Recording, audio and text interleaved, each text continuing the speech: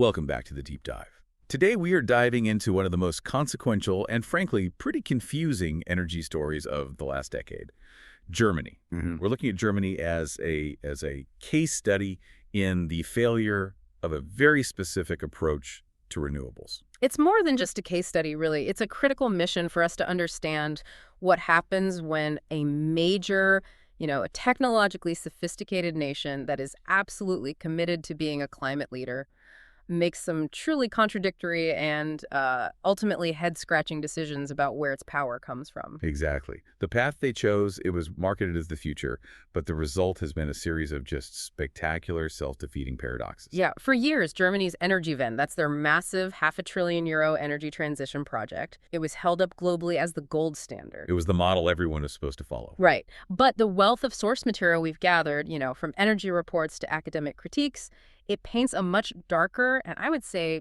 frankly, absurd picture. We're talking about a country that has been a global standard bearer for climate action, yet it finds itself increasing its reliance on the dirtiest fossil fuel there is, on coal. And taking steps that just defy logic. I mean, the central, most astonishing image we have to grapple with is this. Germany, a nation famous for its green technology, has been documented dismantling working wind turbines. Taking them down To expand a massive, destructive lignite or brown coal mine. The irony is, it's absolutely staggering. And it forces us to ask that fundamental question. How did one of the world's largest economies end up in this self-defeating spiral? How did they end up replacing emissions-free, stable nuclear power with the dirtiest fossil fuel, coal? So our mission today is clear. We're going to figure out precisely what happened when theory met reality. We need to unpack this whole situation because it offers a critical, almost required, cautionary lesson for any government, any corporation, or any individual interested in how to actually achieve net zero targets. And how to do it successfully and affordably without collapsing your grid or your economy in the process. So to set the tone, maybe we can use an analogy that really captures the central fundamental mistake here, especially for you, the learner, trying to understand this complex energy infrastructure. Yeah, let's use a structural analogy. It makes it really clear.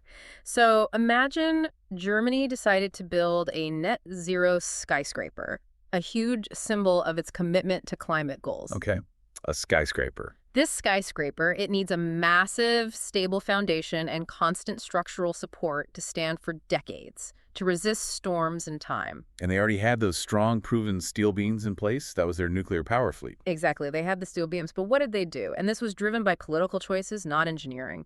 They ripped those steel beams out entirely. And what did they replace them with? They replaced them with things that look green and friendly, but simply aren't structurally sound for constant on-demand support. Things like, bouncy castles and weather vanes. Intermittent wind and solar power. Bouncy castles. I like that. They're great when the conditions are perfect. Right. When the sun shines and the wind blows, they're wonderful. But they provide zero, reliable, constant support when you need it most. On a calm, cloudy winter night. And that's when the entire structure starts wobbling. So we're going to examine the sources, from detailed energy reports to academic critiques on this concept of carbon lock-in, to see exactly what happened when they realized the bouncy castles couldn't hold up the skyscraper. And they had to bolt old, dirty diesel generators to the side just to keep the lights on. The reports we have cover years of planning, massive expenditure, and the ultimate surprising outcome of this grand experiment. Okay, let's begin at the starting line, before the big policy pivot. Let's talk about the quiet, often overlooked strength of nuclear power in Germany. Looking at the data from 2010, so the year before the big shift, German energy reports show that nuclear power stations were generating roughly 2/3 of Germany's emissions-free electricity. 2/3. And it's so essential to realize that this was more energy than the combined output of wind, solar, and hydropower at the time. So it was the backbone of their clean energy. Absolutely. And what's fascinating here, and what is so often missed in the political debate, is that nuclear power offers something fundamentally different from renewables, and that is pure, dispatchable, consistent reliability. Okay, so when we talk about how often a power plant actually runs, there's a metric for that, right? Yeah, we use a metric called the capacity factor. The easiest way to think of capacity factor is the percentage of time a power plant is actively producing electricity at its maximum output. So if a plant is running all year, all the time, Its capacity factor is 100%. Precisely. And nuclear power has an extremely high global medium capacity factor of 86%. 86%. Which means that, on average, nuclear plants run almost 24 hours a day, 7 days a week, regardless of the weather. They provide a steady baseline of power. Think of it like a marathon runner who maintains a steady, near constant pace throughout the entire race. That consistency is gold for a complex grid. So that's almost nonstop reliability, and it's completely emissions-free. Now, compare that to the intermittent sources, the weather vanes and the bouncy castles. Our sources note that wind typically runs at around 23% capacity, and solar is much, much lower, around 11%. 11%, that's not much. They are, as one source put it, clunky by comparison. They're sprinters. They can produce massive bursts of power, but only when the weather allows. Nuclear power stations, on the other hand, they just churn out electricity reliably on calm, cloudy days and throughout the night. And this reliability must have huge implications for cost and stability. Huge.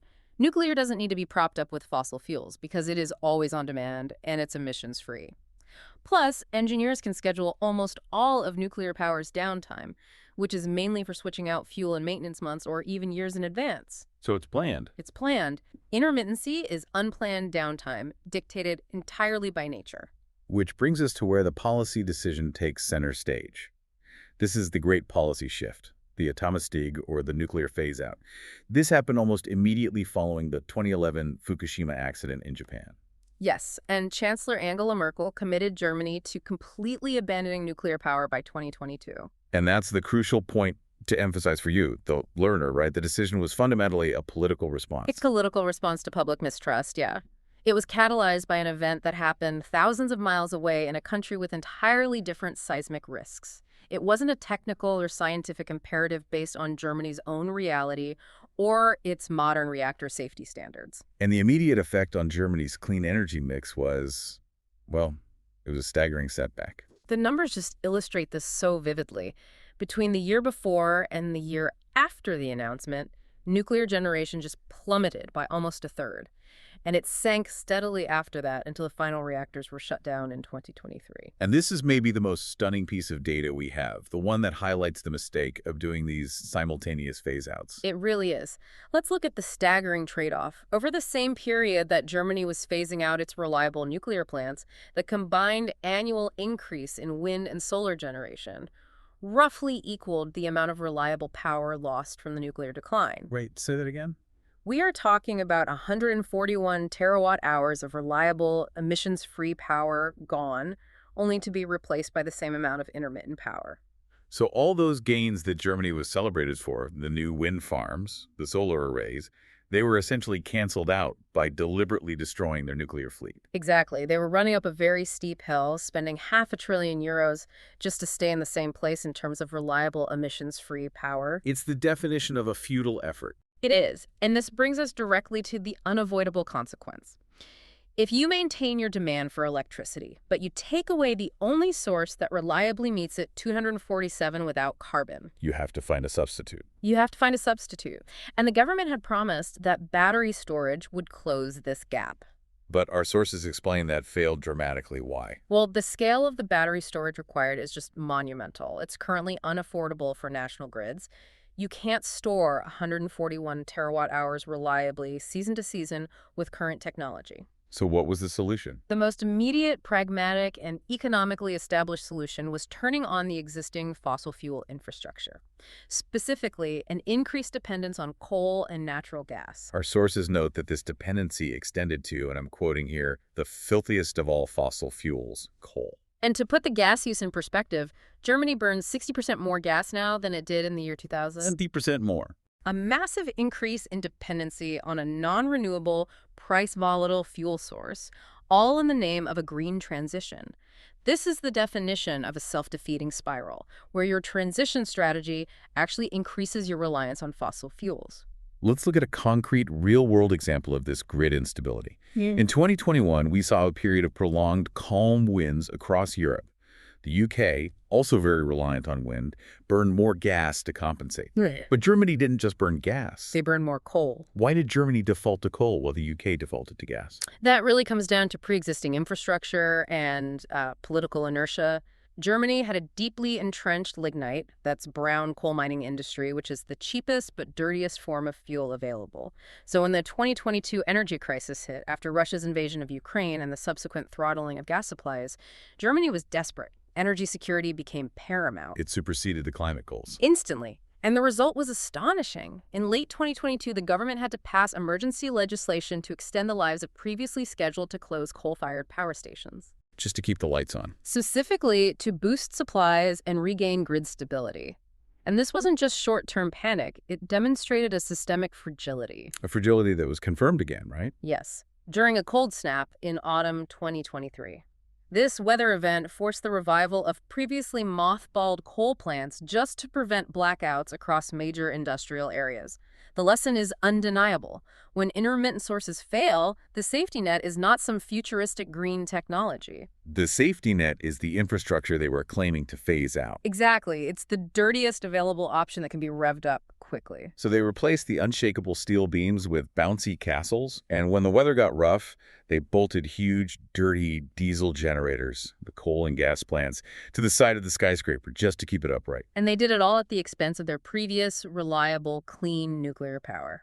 This brings us to the section that has the headline that shocked everyone who assumed Germany was on this unstoppable path to renewables. We have to discuss Lützerath and the Keinberg wind park. This is where Germany literally started dismantling functioning, generating renewable energy infrastructure. This is the moment where the whole Energiewende narrative just completely fractures. The image of those wind turbines being taken down is the ultimate symbol of the failure of intermittency. The German energy giant RWE, which operates the massive Garzweiler lignite mine, began dismantling 8 older wind turbines at the adjacent Keinberg wind park. And they were removing the wind vanes, the very icons of renewable energy, to make way for the expansion of a mine that digs up lignite. Brown coal, the most polluting fossil fuel available. The Garzweiler mine is already massive. It covers 48 square kilometers, and the expansion involved destroying the small village of Lützerath to access the coal reserves beneath it. An RWE spokesperson, when they were confronted with this bizarre decision, what did they say? They acknowledged the sheer irony. The quote is, "We realize this comes across as paradoxical, but that, as matters stand." That quote, "that is, as matters stand," is the quiet confession of the Energiewende's structural failure. The context for this action is essential, though. The decision on Lützerath was made in October 2022. It was a direct political fallout from the energy crisis triggered by Russia's invasion of Ukraine. Right. With Russian gas cutoff, energy security skyrocketed to the top of the German political agenda. It overrode environmental concerns instantly. The situation forced a radical view shift. Suddenly, stability and the ability to keep industry running and homes heated, it trumped the climate targets. And the government, which, it's important to note, included the Green Party. Yes, the Greens were in power. They had to find a way to justify destroying a village and green infrastructure for coal. So how did they justify it? What was the deal? It was a political trade-off, and it was framed in public as a milestone for climate protection. The government allowed RWE to immediately extend the operating lives of 2 massive lignite power plants, Lützerath D and E, until the end of 2024, possibly into early 2025. And this immediate lifeline required accessing the coal under Lützerath.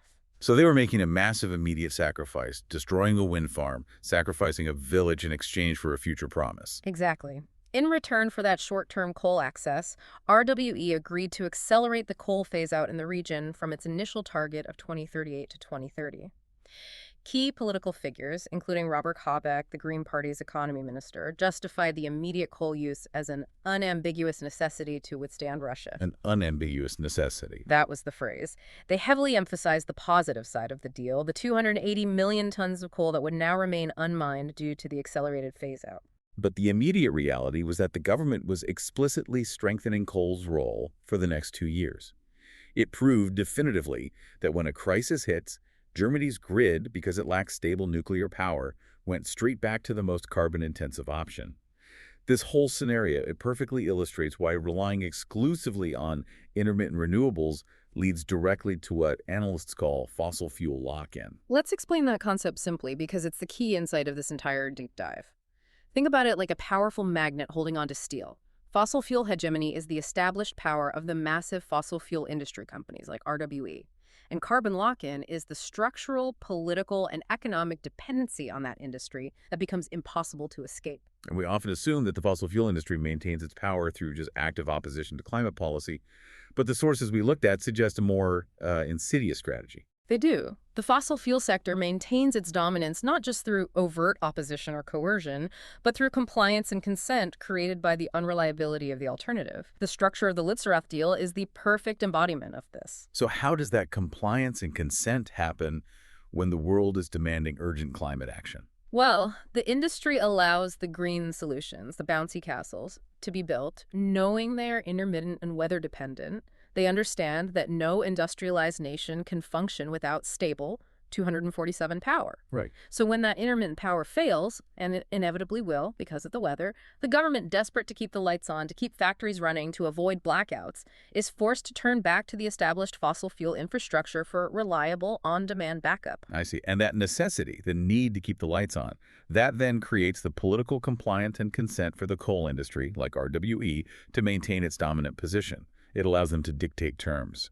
Exactly. This is the crucial, chilling insight from many of our sources.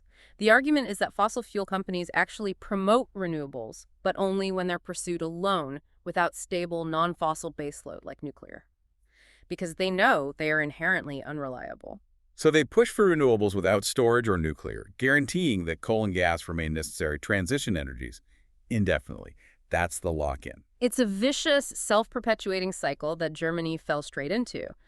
The Lützerath decision was confirmation that in a crisis, the government prioritizes stability, and that stability, absent nuclear power, is exclusively provided by coal and gas. A tragic symbol of systemic failure. And the fossil fuel industry's enduring power. The Lützerath paradox shows the ecological and political costs of this policy. But now we have to talk about the economic costs. When the Energiewende was launched, the promise was cheap, clean energy for all.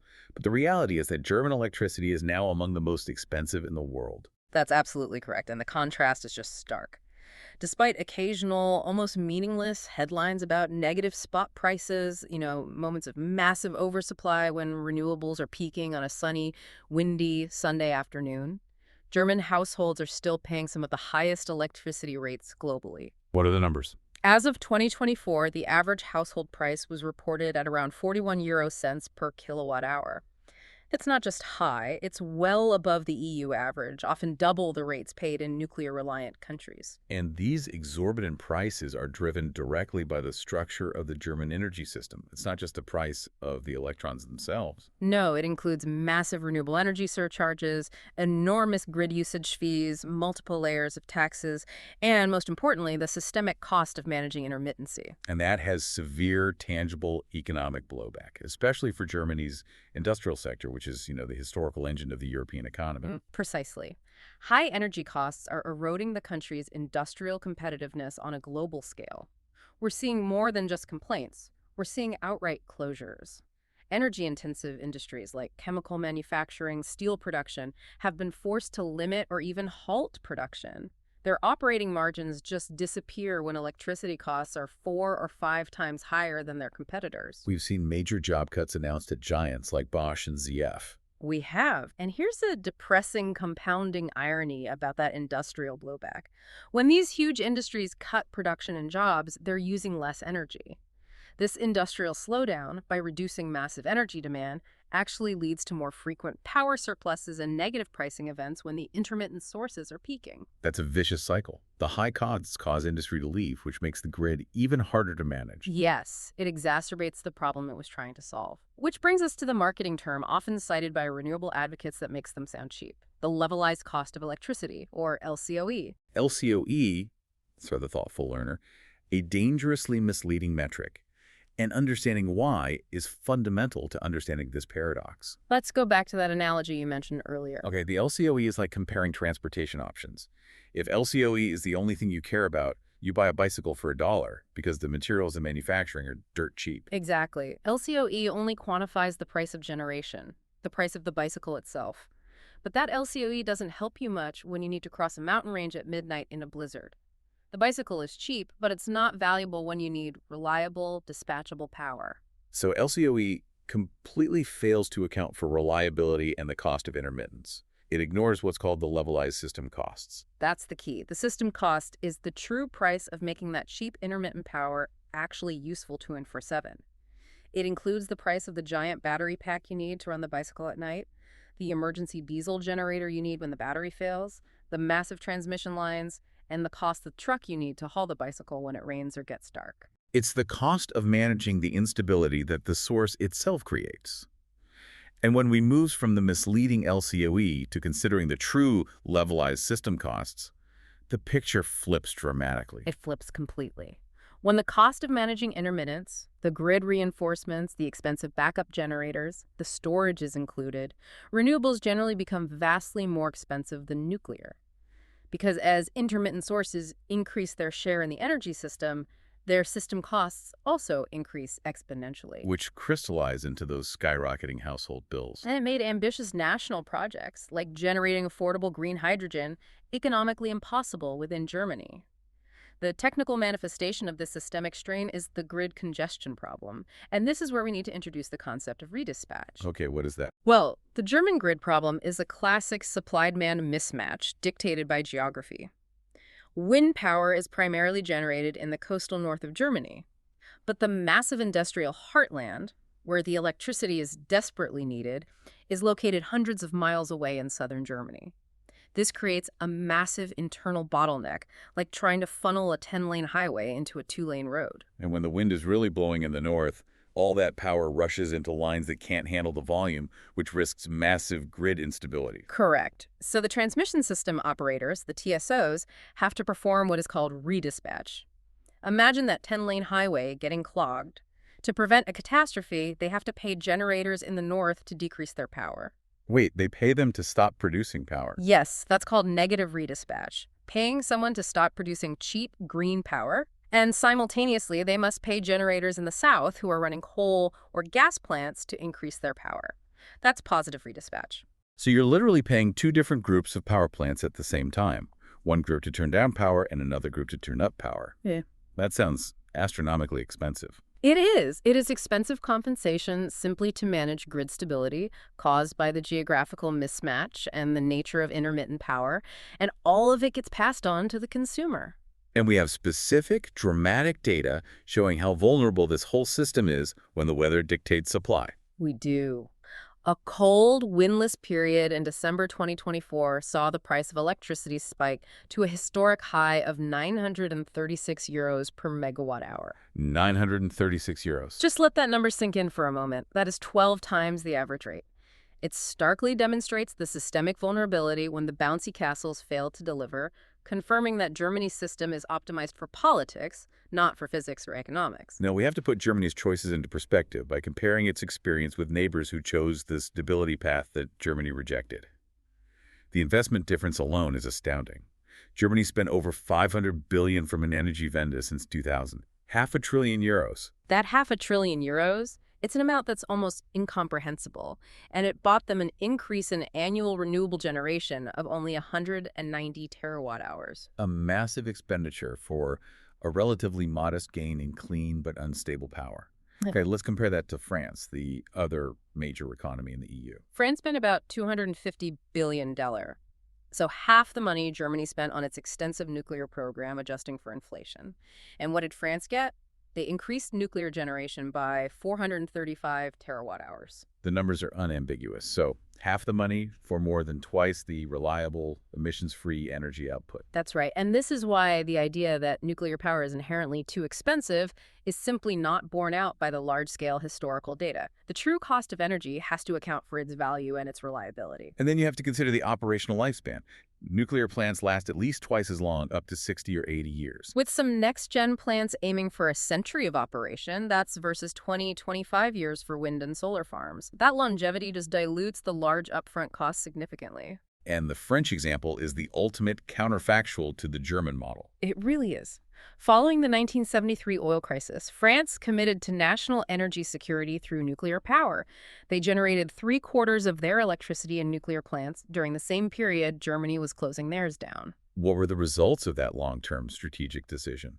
Since the year 2000, only 9.6% of France's electricity has come from fossil fuel-fired power stations. For Germany, that reliance on fossil fuels is 58%. 58%. And ecologically, this means France has the second least carbon-intensive electricity in the EU, just behind Sweden. They emit about 85% less carbon dioxide per kilowatt hour than Germany. And what does this superior environmental and structural outcome cost their consumers? Well, French households pay less for their electricity than the European Union average. The lesson is undeniable. Stable, emissions-free baseload power leads to both better ecological results and lower consumer prices. So we can confidently say Germany is worse off by every ecological and economic measure since getting rid of nuclear and relying on intermittent renewables. Indeed. And if France offers one powerful lesson, Sweden offers a fresh, immediate wake-up call that speaks directly to the consequences of the German choice. Sweden's electricity emits a tiny 41 grams of CO2 per kilowatt hour. Compare that to Germany's massive 382 grams. That disparity is almost unbelievable. Sweden achieves this extremely low carbon intensity through a stable, strategic mix. 40% on-demand hydro, 29% on-demand nuclear, and 21% intermittent wind. They built a system that relies heavily on constant, stable baseload power provided by hydro and nuclear. And what was Sweden's reaction when Germany finally switched off its final reactors in 2023? The reaction was the complete opposite of Germany's strategy. Mere months after Germany's final shutdown, the Swedish government announced concrete plans to expand its nuclear fleet by as many as 10 new reactors. They explicitly viewed this move as one of the most important climate measures they can take. It's the ultimate contrast in climate strategies. One major European economy decides nuclear is too risky and too costly, while another decides it's the essential, cost-effective path to true net zero. Yeah, and if Germany had followed a similar path, spending that massive $500 billion not on chasing an intermittent-only system, but on keeping its reactors open and building around 40 new ones For a similar price tag. for a similar price tag as the Energiewende, they could have entirely decarbonized their electricity supply. They could have eliminated the need for unreliable wind and solar, electrified all 49 million cars, and still had spare electricity to sell to their neighbors. That is the tragedy of the path not taken. But there is an argument that the political will to build those giant, multi-billion-euro nuclear mega projects evaporated in Europe. It did, due to long construction times and massive cost overruns. But new technologies might solve that time and cost problem. And that brings us to small modular reactors, or SMRs. If the traditional nuclear reactors of the past were custom-built battleships, massive, complex, requiring a decade of site work, SMRs are like the flat-pack furniture of the nuclear world. They are far cheaper, faster, and simpler to build than the traditional mega projects because they can be manufactured in a factory environment and then just shipped to the site. So they combine the potency of reliable nuclear power with the efficiency of mass production. Exactly. They combine the potency of uranium with the efficiency of the factory line. The estimated build time for SMRs, from first concrete to first criticality, is projected to be as short as 2 years. 2 years. That's revolutionary. Older reactors took nearly a decade or more. And that speed is the political game changer. SMRs are smaller, modular, and cheaper, and because they can be commissioned and built within a single election cycle, they address the primary political deterrent to new nuclear construction. They avoid the political gridlock and cost overruns of the old megaprojects. Providing the stable, 247 emissions-free power Germany should have chosen a decade ago. And avoiding the need for coal or gas backup entirely. So let's bring this deep dive back to the main takeaway for you, the learner. Germany's Energiewende demonstrates a crucial lesson in physics and economics. The political decision to pursue a simultaneous fossil phase-out and nuclear phase-out, the Atomausstieg, was fundamentally incompatible with actual achievable net zero ambitions. By every measure we have examined, from increased carbon intensity and skyrocketing household costs to the need for crisis legislation and a reinforced reliance on coal, Germany is demonstrably worse off than it would have been had it retained or strategically invested in nuclear power. And the clearest, most sobering lesson for the global climate effort is this.